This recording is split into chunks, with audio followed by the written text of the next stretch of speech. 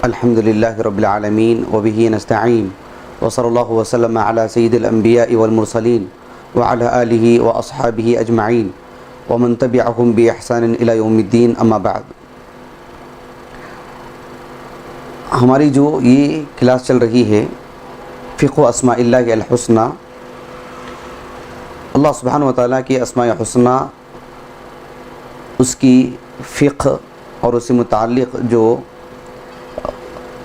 یعنی تفصیلی باتیں ہیں، اس کو پڑھنے سے قبل انشاءاللہ اللہ سبحانہ و تعالیٰ کے اسماء حسنی اور اس کی صفات سے متعلق اہل علم نے جو قواعد بتلائے ہیں، تو ان قواعد کو ہم پڑھنے جا رہے ہیں انشاءاللہ.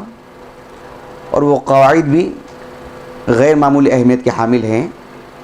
البتہ پچھلے بہت سارے دروس میں جو باتیں آئی تھیں، ان باتوں کو مزید تفصیل سے بتلانے سے قبل ایک بات یہاں یہ بتانا مقصود تھا کہ اللہ سبحانہ و تعالیٰ کے اسماء حسنی میں، اس کی صفات میں جو تعویلات کی گئیں، فاسد تعویلات، یہ کیوں کر ہوئی، اس کی تاریخ کیا ہے، کہاں سے اس کا آغاز ہوا، ابتدا میں ان کی کون سی چیز پیش نظر تھی، اس سے متعلق بھی کچھ باتیں آپ کے سامنے رکھوں گا انشاءاللہ. ام القریٰ کے ایک پروفیسر تھے، ایک بڑے عالم دین، انتقال ہو گیا ان کا، دکتر سعد الغامدی رحمہ اللہ. انہوں نے ایک عظیم عالم دین گزرے ہیں، بہت پرانے، بغداد کے، امام لالکائی رحمہ اللہ. ان کی کتاب ہے شرح اصول اعتقاد اہل السنہ والجماعہ، ابھی 5 جلدوں میں وہ تحقیق کے ساتھ چھپی ہے. اس کی مقدمے میں انہوں نے، دکتر سعد الغامدی رحمہ اللہ نے، جو حال ہی میں انتقال ہوا ان کا، ایک تاریخ انہوں نے لکھی ہے اس میں، کہ جو بدعات ہیں بالخصوص عقیدے کے موضوع پر، عقیدے کے چیپٹر میں، عقیدے کے باب میں جو فتور آیا، جو دراڑ آیا، اس کی ایک تاریخ انہوں نے بیان کی ہے. اسی کو اختصار کے ساتھ میں آپ کے سامنے رکھوں گا انشاءاللہ. تو اس کی تاریخ یہ ہے کہ نبی کریم صلی اللہ علیہ وسلم، آپ کی نبوت کا دور 23 سال کا سب جانتے ہیں. آپ علیہ السلام کے انتقال کے بعد صحابہ کی بڑی تعداد موجود تھی، بلکہ بڑی تعداد موجود ہونے کے ساتھ ساتھ بڑے صحابہ، کبار صحابہ، صدیق اکبر، عمر بن خطاب، عثمان بن عفان، علی بن ابی طالب، عبداللہ بن مسعود، عبداللہ بن عباس، گرچہ کہ وہ صغار صحابہ میں ان کا شمار ہوتا ہے، لیکن علم و فقہ کے اعتبار سے تو علماء صحابہ بڑی تعداد میں، حذیفہ بن الیمان وغیرہ بڑی تعداد میں صحابہ، معاذ بن جبل، یعنی عشر مبشرہ میں ایک آدھ کے علاوہ سب کے سب باحیات، اور بڑی تعداد میں صحابہ موجود، علماء صحابہ، جب اللہ کے رسول کا انتقال ہوا علیہ السلام. اور وہ صحابہ بھی موجود تھے جو سابقین اولین، جنہوں نے اول دن میں اسلام قبول کیا. بڑی تعداد میں صحابہ موجود، علماء صحابہ، جنہوں نے نبی کے نبوت کے مزاج کو اچھی طرح سمجھ چکے تھے، قرآن کو، اس کی تفسیر، آپ علیہ السلام کے احادیث مبارکہ کا علم، شریعت کی فقہ. تو اس طرح سے یہ جو مفاسد تھیں یا یہ جو بدعات تھیں اچانک نہیں درائیں، ان کے لیے آسان معاملہ نہیں تھا. تو اللہ کے رسول کے انتقال کے بعد صلی اللہ علیہ وسلم 30/7 ہجری تک، کب تک؟ 30/7 ہجری تک معاملہ ہر طرح سے بالکل صحیح سالم تھا. دین کے نام پر کوئی بدعت، کوئی بگاڑ، کوئی فساد، کوئی مفسد چیز نہیں تھی وہاں پر 30/7 ہجری تک. صدیق اکبر کا دور ہم جانتے ہیں، رضی اللہ عنہ وارضاہ. شیخ الاسلام ابن تیمیہ رحمہ اللہ کہتے ہیں کہ کسی معاملے میں نزاع نہیں ہوا، کوئی اختلاف نہیں. منہاج السنہ نبویہ میں کہتے ہیں شیخ الاسلام ابن تیمیہ رحمہ اللہ، صدیق اکبر رضی اللہ عنہ کے دور میں کوئی اختلاف نہیں صحابہ کے مابین. کسی بھی مسئلے میں اگر کسی مسئلے میں اختلاف ہو جاتا، صدیق اکبر خود اپنے آپ میں سب سے عظیم عالم دین صحابہ کے مابین، آپ سے بڑا کوئی عالم دین بھی نہیں. صدیق اکبر رضی اللہ عنہ صرف بزرگی میں، آپ علیہ السلام کی صحبت میں، کچھ فضائل میں سب سے بڑے تھے، صرف اتنا ہی نہیں، صاحب علم ہونے کے اعتبار سے بھی آپ کا ہم پلہ کوئی نہیں تھا صحابہ میں. تو شیخ الاسلام ابن تیمیہ رحمہ اللہ کہتے ہیں صدیق اکبر کے دور میں نزاع والا معاملہ نہیں تھا. اگر کسی مسئلے میں اختلاف ہو جاتا تو صدیق اکبر کہتے کہ ایسا ہے اور ایسا معاملہ، اور چھان بین کے بعد سب سے زیادہ صحیح بات اقرب الی السنہ آپ ہی کی ہوتی تھی. تو اختلاف کی گنجائش نہیں تھی وہاں پہ. اب مثالیں دینے کا وہ یہ موقع نہیں ہے. عمر بن خطاب رضی اللہ عنہ کا جو خلافت کا جو دور ہے 10 سال پر محیط ہے، اس میں بھی معاملہ ایسا ہی کہ کوئی دشمن یا کوئی اسلام کے خلاف سوچنے کے لیے، بولنے کے لیے اس کی تصور میں بھی بات نہیں آ سکتی تھی، دور دور تک بھی. حالانکہ جزیرۃ العرب سے اسلام آگے بڑھ کر کے عراق فتح ہو چکا تھا، ادھر مصر فتح ہو چکا تھا، ملک شام فلسطین فتح ہو چکا ہے، یمن کی بالکل عدن تک جو اسلام چلا گیا ہے. اس طرح سے اسلام کی سرحدیں بڑھتی جا رہی تھیں آذربائیجان تک، آرمینیا، قزوین سے آگے بڑھتے ہوئے.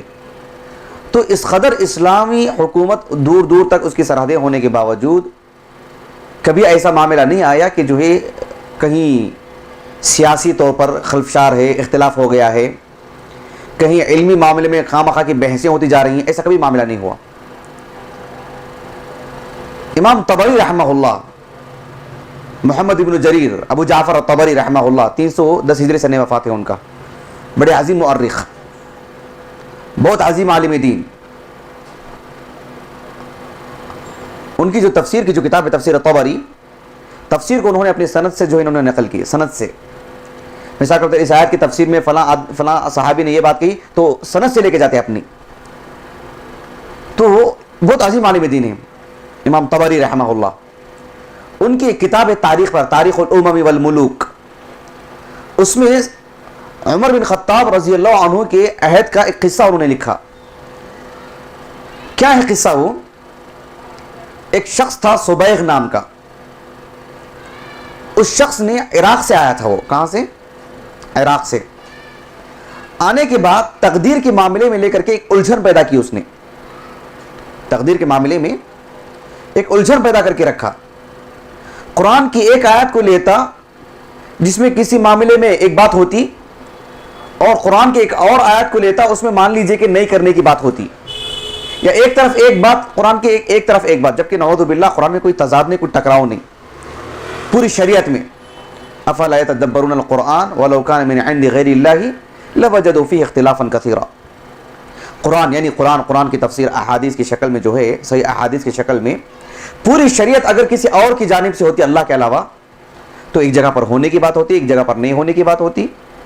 یا اگر کسی معاملے میں کرنے کا حکم دیا گیا ہوتا تو کرنے والا کوئی لائق نہیں ہوتا. تو شریعت ہمارے مزاج کے عین موافق ہے، فطرت کے عین موافق ہے. تو کسی بھی معاملے میں درار نہیں ہے شریعت کے معاملے میں. الحمدللہ یہ ہمارا صرف اعتقاد ہی نہیں بلکہ بصیرت کی روشنی میں، علم کی روشنی میں الحمدللہ یہ اللہ ہی کی توفیق سے ہے. تو اس شخص نے ایک آیت کو لیتا، کہتا کہ دیکھو اس آیت میں یہ بات ہے، اس آیت میں یہ بات ہے، دیکھو کہاں سے کتنا درار ہے، دیکھو. اس طرح کا ایک ماحول پیدا کر دیا تھا. حج کا موسم تھا.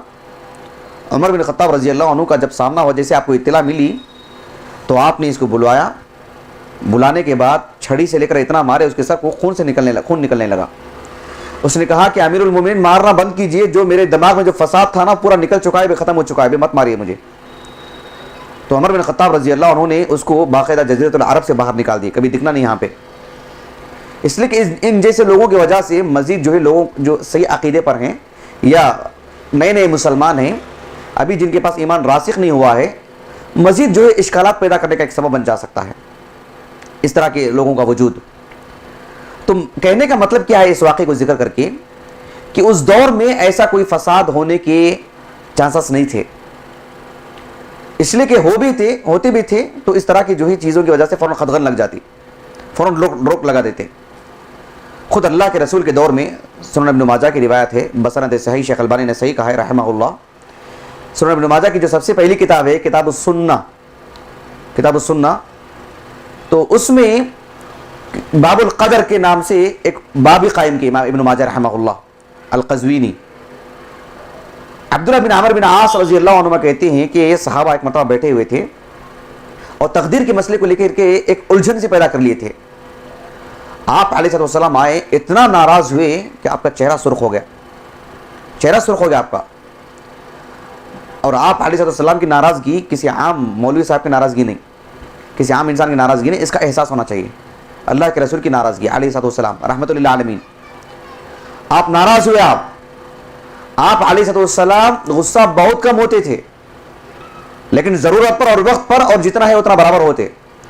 آپ کا غصہ ہونا اور اتنا زیادہ ہو جانا, آپ علیہ السلام نے صحابہ کو جیسے ہی دیکھا کہ تقدیر کے معاملے کے لے کر الجھن پیدا کر لیے, آپ نے فوراً کہا لہذا امرتم ولہذا خلقتم. اس طرح کے دونوں الفاظ آئے ہیں اور دونوں بالکل ایک دوسرے سے موافق ہیں کہ یہی اسی کا حکم دیا گیا کہ شریعت میں تم کو, یعنی اسی کام کے لیے اللہ نے تمہیں پیدا کیا ہے کہ تقدیر کے مسئلے کو لے کے الجھتے رہیں. صحابہ نے فوراً توبہ کیا, تائب ہوئے اور جو ہے اس معاملے کو انہوں نے سمجھ لیا. یعنی اللہ کے رسول علیہ السلام کے زمانے میں بھی اس طرح کی باتیں آتی تو آپ نے فوراً روک لگا دی. تو صدیق اکبر کے دور میں صحابہ کی بھرمار, عمر بن خطاب رضی اللہ عنہ, اس کے بعد عثمان بن عفان رضی اللہ عنہ, ایسا کوئی معاملہ ہی نہیں تھا. کیوں؟ ایک تو بات یہ ہے کہ مسلمانوں میں جو صحابہ تھے ایک تو بڑی تعداد میں موجود تھے, دوسرا بڑے بڑے صحابہ موجود تھے, علماء صحابہ میں جو علماء تھے بڑی تعداد میں وہ سب باحیات تھے. تو اس طرح کے فتنوں کو جنم لینے کی کوئی گنجائش نہیں تھی. لیکن عثمان بن عفان رضی اللہ عنہ کے دور کے آخری ایام میں جب سیاسی طور پر ایک طرح کا ماحول خراب ہونے لگا, مدینے کے اندر نہیں, مدینے میں مدینے مکے کے قرب و جوار میں بھی نہیں, باہر ادھر عراق میں, ادھر مصر میں, تو ایک شخص تھا جس کا نام تھا عبداللہ بن سبا. یہ تھا یمن کا, اسلام کے لباس میں آیا, یہ اسلام کا لباس میں, ایسے معلوم ہو رہا تھا کہ مسلمان ہیں, یہودی نسل تھا, وہ یمنی تھا. تو اس شخص نے اسلام کے لباس میں آیا, مسلمانوں کے لباس میں آیا, اپنے آپ کو مسلمان ثابت کیا. اور عثمان بن عفان رضی اللہ عنہ کو جب بے دردی سے شہید کیا گیا, میں اس پوری تاریخ کو نہیں سنانا چاہتا ہوں, آپ کو شہید کر دینے کے بعد جب علی بن ابی طالب رضی اللہ عنہ کو جبرن ہی صحیح, زبردستی ہی صحیح, آپ کو خلیفہ بنایا گیا اور آپ خلیفہ بن گئے, تو سیاسی طور پر ایک طرح کا ماحول خراب ہونے لگا. تو یہ ایک تاریخ کا پہلا مرحلہ ہے جو اللہ کے رسول کے انتقال کے بعد سے لے کر کے صلی اللہ علیہ وسلم 37 ہجری تک, دکتور سعد الغامدی رحمہ اللہ کے قول کے مطابق 37 ہجری تک بڑی گہرائی سے انہوں نے تاریخ کا مطالعہ کیا. اور میں آپ ہی کی اس ترتیب سے فائدہ اٹھا کر کے مستفید ہو کر کے آپ کو فائدہ پہنچا رہا ہوں باذن اللہ. تو ایک تو 37 ہجری تک کوئی ایسا سیاسی طور پر, اعتقادی طور پر کوئی خلفشار نہیں تھا, کوئی نزاعی معاملہ نہیں تھا. 30 پر 7 ہجری, 37 ہجری سے لے کر کے 100 ہجری تک یہ دوسرا مرحلہ ہے تاریخ کا, یا فتنوں کا پہلا مرحلہ کہہ لیجئے. فتنوں کا پہلا مرحلہ 37 ہجری سے لے کر کے 100 ہجری تک, گویا کہ 75 سالہ دور. پہلی صدی ہجری میں پورے 75 سالہ دور مسلمانوں کے مابین مختلف مراحل آئے. کئی ایک بدعقیدگی جنم لی, کئی طرح کی بدعقیدگی جنم لی. مثال کے طور پر عبداللہ بن سبا کی ابھی جو میں نے بات کی, اس نے ایک فتنہ یہ برپا کیا کہ علی بن ابی طالب رضی اللہ عنہ کے سلسلے میں ایک کہلوانا شروع کیا, لوگوں کے درمیان بدعقیدگی پھیلائی کہ علی بن ابی طالب رضی اللہ عنہ یہ اللہ کے رسول علیہ السلام کی وصیت کردہ فرد ہیں, کہ اللہ کے رسول کے بعد علیہ السلام یہ امامت ان کو ملے گی, یہ اصل میں حقدار تھے ان کے. امامت کے مسئلے کو اس نے چھیڑا لوگوں کے درمیان, علی بن ابی طالب رضی اللہ عنہ کے مسئلے کو لے کر. اور علی بن ابی طالب رضی اللہ عنہ کے سلسلے میں یہ بھی باتیں کہنا شروع کر دیں کہ اللہ کے رسول نے آپ کے حق میں وصیت کر کے گئے, آپ ہی جو ہے نبی کریم صلی اللہ علیہ وسلم کے انتقال کے بعد آپ ہی وہ جگہ لینے والے ہیں. پھر علی بن ابی طالب رضی اللہ عنہ کے معصوم ہونے کا عقیدہ گڑھا کہ آپ معصوم ہیں، یعنی آپ سے کسی طرح کی کوئی چوک نہیں ہوتی ہے. یہ ایک معاملہ، گرچہ کہ یہ دوسرا مرحلہ تھا یا دوسری بدعقیدگی تھی. اس سے پہلے ایک بدعقیدگی تھی، اس سے پہلے ایک فتنہ تھا وہ جس نے جنم لیا، وہ خوارج کا فتنہ، بدعت الخوارج، جنہوں نے علی بن ابی طالب رضی اللہ عنہ کی تکفیر، علی رضی اللہ عنہ کو کافر کہنا، علی رضی اللہ عنہ کو گالی دینا. بلکہ ایک خارجی نے علی بن ابی طالب رضی اللہ عنہ سے یہاں تک کہہ دیا تھا کہ اگر میں آپ پر مسلط ہو جاؤں، آپ پر میرا کنٹرول ہو جائے تو میں آپ کو اللہ کی خاطر قتل کروں گا، اللہ سے اجر کی امید پر کہ اللہ مجھے اجر دے گا. یعنی قاتلتک لوجہ اللہ تعالی، اللہ کی رضا کی خاطر میں تمہیں قتل کروں گا اور مجھے امید ہے کہ اللہ مجھے معاف فرمائے گا، اللہ کے ہاں مجھے بڑا اجر ملے گا آپ کو قتل کرنے کی وجہ سے. سبحان اللہ. ایک طرف خوارج، انہوں نے صحابہ کی تکفیر کی، صحابہ کو برا بلا کہا، صحابہ سے اپنا دامن چھڑایا، اور انہوں نے جب ایک مسئلے کو لیا تو دسیوں مسئلے ان کے اندر آتے گئے. اب وہ ہمارا موضوع نہیں ہے خوارج کون ہے. ایک طرف یہ، ایک طرف وہ جنہوں نے علی بن ابی طالب رضی اللہ عنہ کے بارے میں ایسی ایسی باتیں کرنے لگی کہ علی بن ابی طالب رضی اللہ عنہ پر وحی بھی نازل ہوتی ہیں، خود علی رضی اللہ عنہ الہ ہیں والعیاذ باللہ. یہاں تک آپ کے الہ ہونے کا یہ آخری مرحلہ ہے، آپ کی عصمت کہ آپ معصوم ہیں، آپ سے کوئی چک نہیں ہوتی، آپ مظلوم ہیں، یہ حق آپ کا تھا اللہ کے رسول کے بعد جو آپ کو نہیں مل سکا علیہ الصلوۃ والسلام. اس طرح کی خوارج کی بدعت. پھر یہ بدعت تشیع، بدعت التشیع، یہ دوسری بدعت تھی جس نے جنم لی. عبداللہ بن سبا جو یمنی تھا، یہودی النسل تھا، مسلمانوں کے لباس میں آیا اور آ کر کے یہ افکار لوگوں میں پھیلاتا گیا. یہ اور بات ہے کہ صحابہ اس وقت بھی موجود تھے، بڑی تعداد میں تھے الحمدللہ، اور بڑے صحابہ موجود تھے جنہوں نے ان کی نوٹس لی، ان کے ان کی طرف سے جو پھیلائے گئے جو شکوک تھے، جو شبہات تھے، اس کا ازالہ کیا. صحابہ نے رضی اللہ عنہ اجمعین. مدینہ علم کا مرکز تھا، مکہ علم کا مرکز تھا، اور مسلمان قرب و جوار کے حج کے لیے سال میں ایک مرتبہ اسے آیا کرتے تھے، اور عمرے کے گھر سے تو آیا ہی کرتے تھے. تو آتے تو صحابہ سے مل کر کے اپنے افکار میں جو غلطیاں آ گئی تھیں اس کا ازالہ کر لیتے تھے. صحیح مسلم میں کتاب الایمان جو ہے نا، صحیح مسلم کتاب الایمان، اس کی پہلی حدیث اٹھا کے دیکھیں آپ، حدیث جبرائیل ہے. حدیث جبرائیل معلوم ہے نا آپ لوگوں کو جی؟ تو حدیث جبرائیل اس کو جو عبداللہ بن عمر رضی اللہ عنہما نے اپنے والد عمر بن خطاب سے روایت کر کے جو سنائے ہیں، اس کا ایک پس منظر ہے کہ بصرہ سے کچھ لوگ حج کے لیے آئے تھے اور یہ سوچ کر کے آئے تھے کہ یہاں پر ایک قدریہ تقدیر کے بارے میں لوگوں نے ایک اختلاف برپا کر رکھا ہے. معبد الجوہانی جس نے تقدیر سے متعلق لوگوں میں غلط فہمیاں پھیلا کے رکھی تھی کہ اللہ سبحانہ و تعالیٰ کو کسی چیز کا کوئی علم نہیں ہوتا ہے، جب بندہ جب کرتا ہے تبھی اس کا علم ہوتا ہے کہ ہاں بندہ نے اب ایسا کام کیا ہے. سبحان اللہ. اور بندہ جو ہے اپنے اعتبار سے قادر ہے، وہ جو چاہتا ہے وہ کرتا ہے وہ. اور پھر اس طرح کے افکار لوگوں میں پھیلائے گئے. تو اللہ سبحانہ و تعالیٰ سے متعلق تقدیر کے بارے میں ایسا انکار کہ اللہ سبحانہ و تعالیٰ کو پہلے سے کوئی علم نہیں ہوتا جب تک کہ بندہ کر نہ لے، اس طرح کی باتوں کو لے کر کے باقاعدہ مدینے کو آئے، مکے کو آئے. عمر بن خطاب رضی اللہ عنہ، عبداللہ بن عمر کے پاس رضی اللہ عنہما، آپ سے سوال کیا گیا. آپ نے تقدیر کے بارے میں جن لوگوں نے اس طرح کی باتیں لوگوں میں عام کر رکھی ان سے برات کا اظہار کیا. انہوں نے اپنے اشکالات دور کیے اور معاملہ تھم گیا مطلب ان کی صفائی ہو گئی. تو صحابہ کا وجود تھا مدینہ مکے میں، صحابہ بڑی تعداد میں تھے، بڑے صحابہ، علماء صحابہ یا صغار صحابہ بھی ہوں تو بڑے صحابہ سے انہوں نے جو پڑھا تھا، متقن علماء تھے. تو بہرحال مکہ مدینہ اس سے محفوظ تھا. لیکن جو اسلام جو جزیرۃ العرب سے باہر گیا، کوفہ میں، بصرہ میں، خراسان میں، پھر ادھر اوپر ملک شام میں، کبھی ادھر میں، تو یہاں کے لوگوں کی وجہ سے، کچھ لوگوں کی وجہ سے غلط فہمیاں پھیلتی گئیں اور بدعقیدگی پھیلتی گئی. ایک تو بدعت الخوارج، ایک بدعت التشیع، ایک تیسرا تھا بدعت الارجاء. بدعت الارجاء مرجئہ کا جو عقیدہ تھا، وہ بدعت الارجاء جب بولتے ہیں نا، وہ دو چیزیں ہیں، وہ ذرا فرق کرنا پڑے گا آپ کو.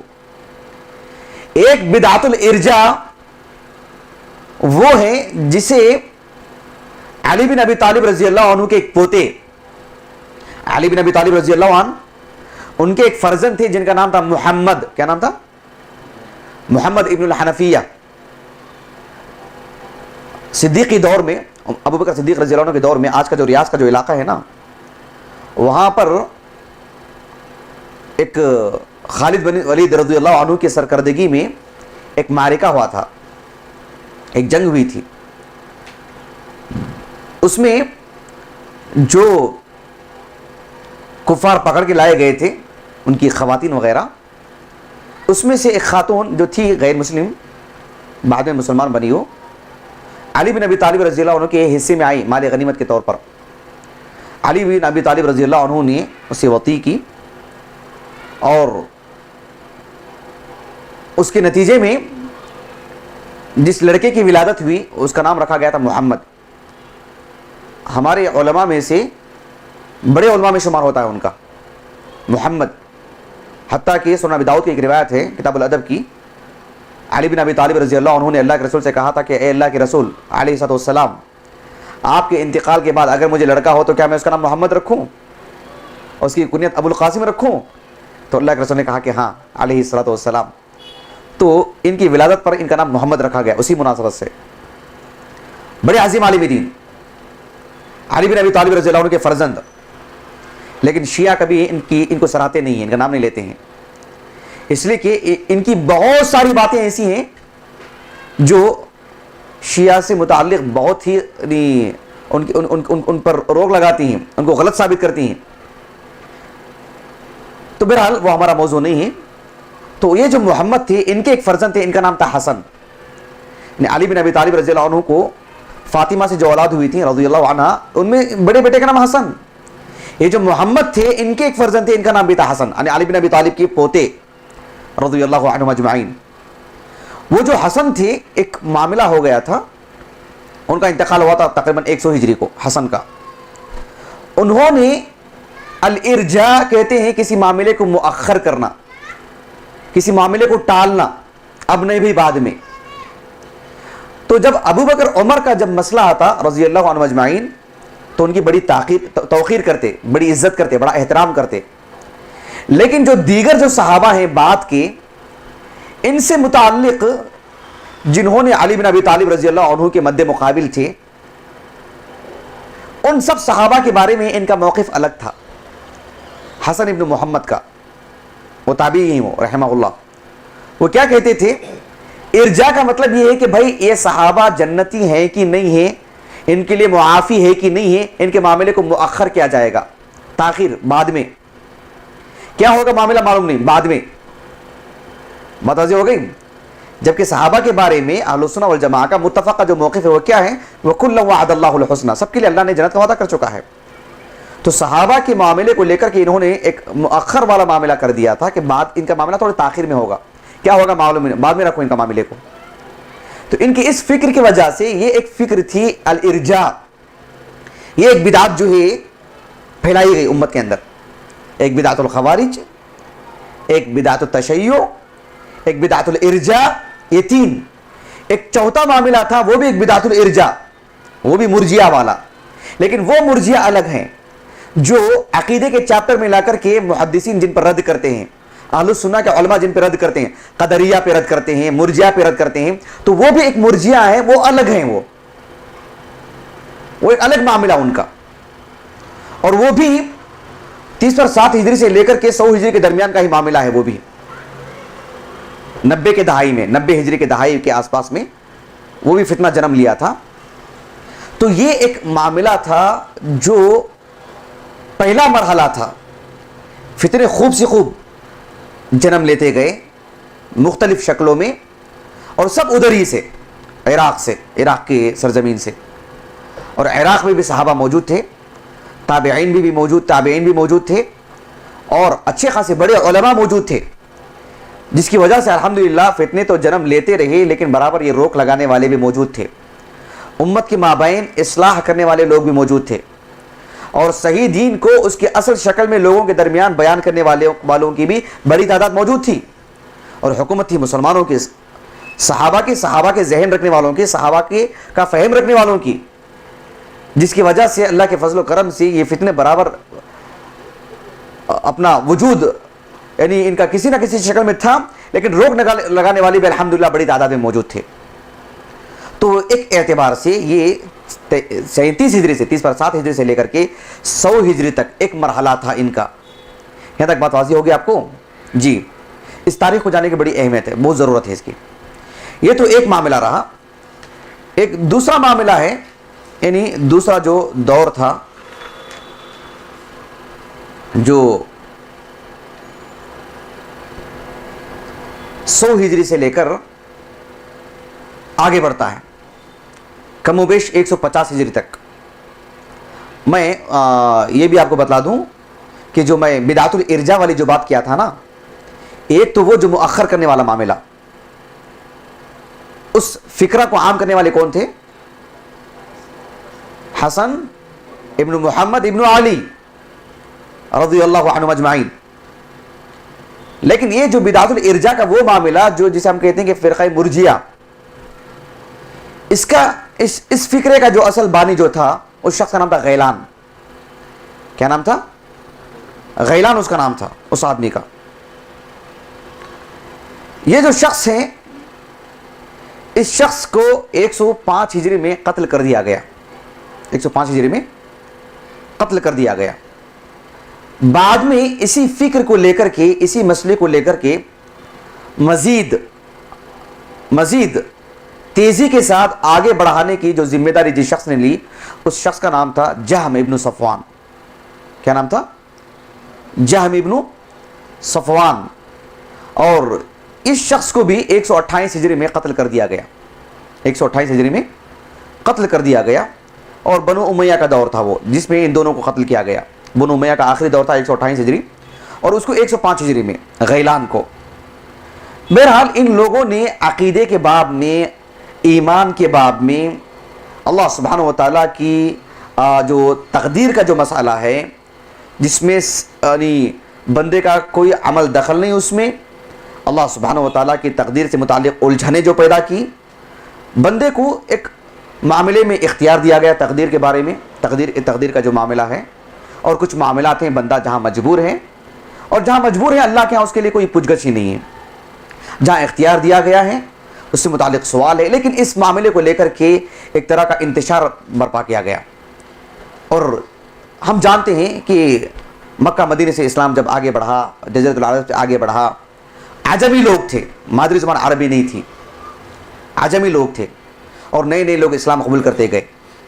پہلے ہی ان کے دماغوں میں مختلف قسم کی باتیں تھیں، تو اس وجہ سے انہوں نے فتنے لوگوں میں پھیلائے۔ اللہ کے فضل و کرم سے فتنے برابر جنم تو لے رہے تھے، لیکن بڑی تعداد میں صحابہ اور ان کے تلامذہ بھی موجود تھے الحمدللہ، جس پر روک برابر لگایا جا رہا تھا۔ بہرحال یہ ایک معاملہ تھا۔ اس کے بعد ایک اور مرحلہ ہے، دوسرا مرحلہ فتنوں کا، جس نے اور زیادہ انتشار پیدا کیا اس مرحلے نے۔ اس مرحلے میں جو فتنے جنم لیے 100 سے لے کر کے 150 ہجری تک، اس میں کن کن لوگوں نے کون کون سے افکار لوگوں میں پھیلائے، کون کون سے فتنے جنم لیے، اور اہل علم نے کس طرح سے اس کا مقابلہ کیا علم کی روشنی میں، انشاءاللہ آنے والے درس میں اس تعلق سے تفصیلی روشنی ڈالی جائے گی انشاءاللہ۔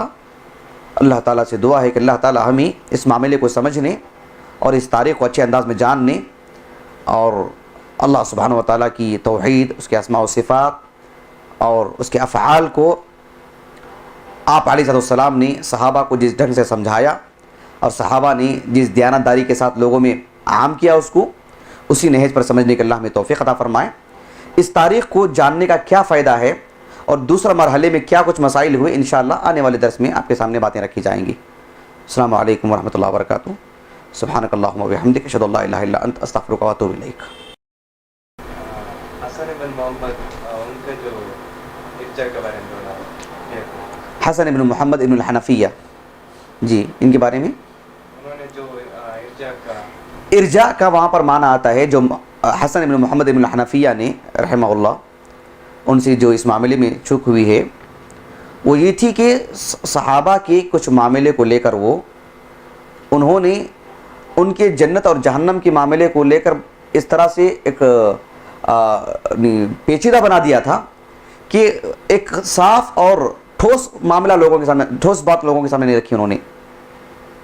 بس یہ کہہ دیا کہ جو ہے ان کا معاملہ مؤخر ہے، ان کی نجات کا معاملہ، وہ جنت میں جائیں گے نہیں جائیں گے ہم کوئی فیصلہ نہیں کریں گے، ہم کوئی بات نہیں بتلائیں گے، ان کا معاملہ مؤخر کر دیا گیا.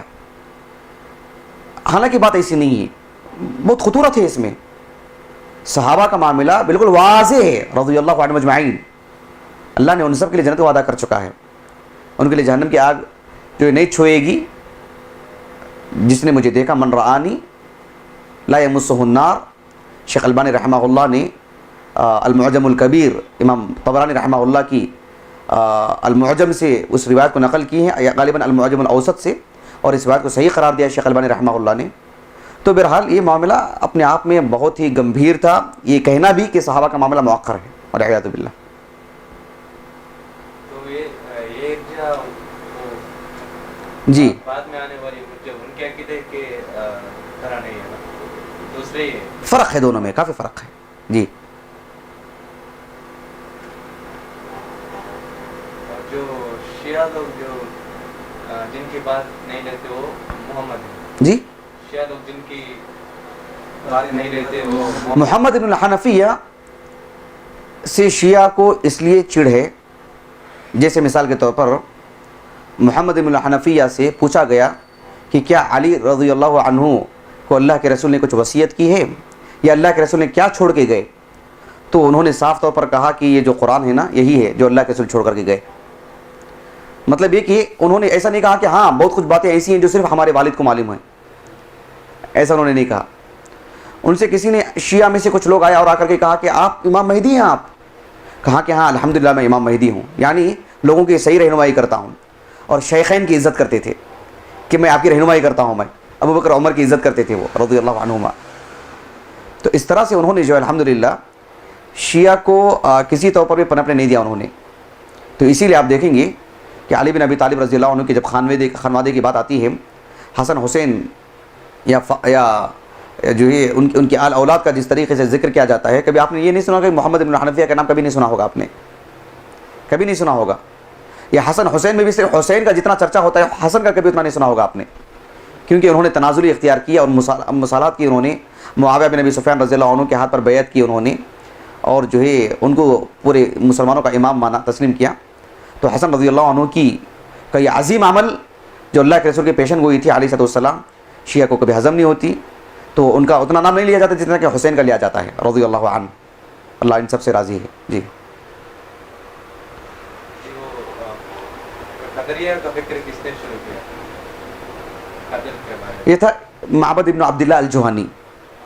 معبد ابن عبداللہ الجوہنی. البتہ یہاں آپ کو ایک بات یہ بھی معلوم ہونا چاہیے کہ معبد ابن خالد الجوہنی، اس شخص کا نام تھا معبد ابن خالد. معبد ابن خالد الجوہنی ایک صحابی بھی ہیں. حافظ بن حجر رحمہ اللہ نے، کیونکہ دونوں ایک ہی پیریڈ کے ہیں، ایک ہی دور کے. معبد ابن خالد الجوہنی ابو زغوہ کنیت تھی ان کی، ابو زغوہ ان کی کنیت تھی. 72 ہجری میں انتقال ہوا ان کا. وہ صحابی ہیں. تو یہ شخص بھی کم و بیش اسی دور کا ہے، اسی عہد کا ہے، معبد ابن خالد یا ابن عبداللہ الجوہنی. لیکن اس شخص نے فتنہ برپا کیا قدر کے معاملے کو لے کر کے. تو یہ دونوں ایک الگ الگ شخصیت ہیں. ایک صحابی ہیں رضی اللہ عنہ، ایک یہ شخص ہے جس نے تقدیر کے مسئلے کو لے کر کے ایک پیچیدگی پیدا کی امت کے اندر. اور جو عمر اللہ عنہ کے دور میں صبیغ. جی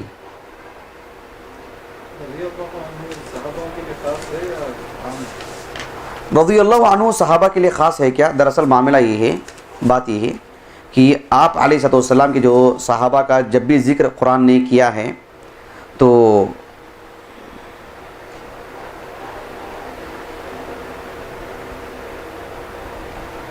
قرآن نے ان کے لیے رضی اللہ عنہم اجمعین، رضی اللہ عنہم کہا ہے. رضی اللہ عنہم، رضی اللہ عنہ ورضوا عنہ، رضی اللہ عنہم ورضوا عنہ، کئی جگہ پر قرآن میں 5-6 مقامات پر. تو صحابہ کی ذکر کرنے کے بعد ہی قرآن نے یہ بات کہی ہے کہ رضی اللہ عنہم. لیکن آپ علیہ السلام کے صحابہ کے انتقال کے بعد علماء نے بڑے جو علماء ہیں جن کی خدمات ہیں ان کے لیے بھی رضی اللہ عنہ کہا ہے، جیسے امام احمد بن حنبل رضی اللہ عنہ. بس فرق اتنا ہے کہ اس کو ایک تو صحابہ کے لیے خاص کرنا چاہیے، بقیہ کی بات تابعین سے لے کر کے بعد تک رحمہ اللہ کی دعا ہونی چاہیے. ایک فرق اہل علم نے رکھا ہے، ترحم جس کو بولتے ہیں. البتہ رضی اللہ عنہ کی دعا بھی لکھتے ہیں، لیکن دو چیزوں میں فرق کے ساتھ. جب صحابہ کے لیے ہم کہتے ہیں رضی اللہ عنہ تو وہ دعا بھی ہے اور خبر بھی ہے. دعا اس معنی میں کہ اللہ ان سے راضی ہو، اور خبر اس معنی میں کہ اللہ ان سے راضی ہو گیا. صیغہ ماضی کا صیغہ ہے، رضی اللہ، اللہ راضی ہو گیا، خبر ہے. لیکن جب ہم بعد والے علماء کے لیے جب کہتے ہیں تو وہ دعائیہ کلمات ہے، خبر نہیں ہے کہ اللہ ان سے راضی ہو گیا، نہیں، اللہ ان سے راضی ہو جائے. ہم آپ سے بھی کہیں رضی اللہ عنکم، اللہ آپ سب سے راضی ہو جائے، رضی اللہ عنی، اللہ مجھ سے راضی ہو جائے. جب صحابہ کے لیے کہتے ہیں تو وہ خبر ہے کہ اللہ ان سے راضی ہو گیا. جی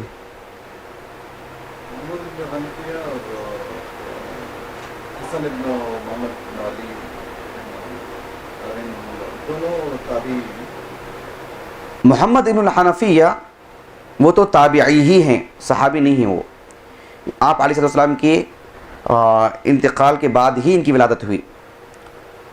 البتہ ان کے جو فرزند ہیں حسن وہ تابعی ہیں، وہ لیکن صغار تابعین میں سے ہیں، یہ کبار تابعین میں سے ہیں. ٹھیک ہے، ختم کریں انشاءاللہ. سبحانک اللہم و بحمدک، اشہد ان لا الہ الا انت، استغفرک و اتوب الیک.